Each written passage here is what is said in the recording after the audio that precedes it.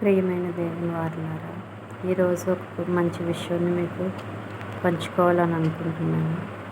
యోహాను గారు యేసుక్రీస్తు గారి కంటే ముందు ఆయన గురించి ప్రకటించే గొప్ప ప్రవక్తగా వచ్చారు.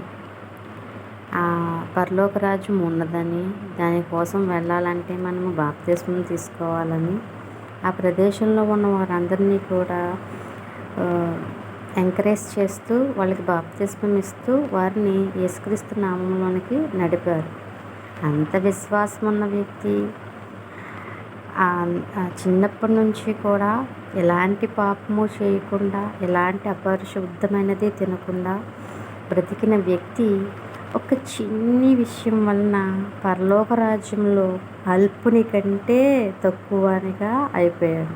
కారణం ఏంటి అని అంటే, క్రీస్తు చేస్తున్న కార్యములు చూస్తున్నాడు.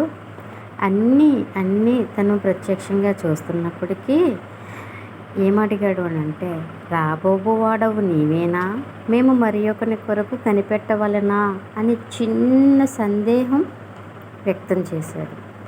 నువ్వేనా మస్సయ్యో, నువ్వేనా, ఇంకా వస్తారా ఎవరైనా అని చెప్పేసి అడిగితే, యేసుక్రీస్తు వారు ఏమాత్రం కోపడకుండా అన్నీ చూస్తున్నారు కదా, గుడ్డివారు చూపు పొందుతున్నారు, కుంటివారు నడుచున్నారు, కుష్ఠరోగులు శుద్ధులగుచున్నారు, చెవిటివారు వినుచున్నారు, చనిపోయిన వారు లేపబడుచున్నారు, పేదలకు సువార్త ప్రకటింపబడుతున్నది, కానీ నా విషయమై అభ్యంతరపడని వాడు ధన్యుడు.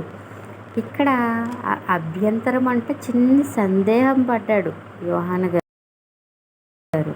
వాళ్ళ శిష్యులకి ఏం చెప్తున్నాడు అని అంటే,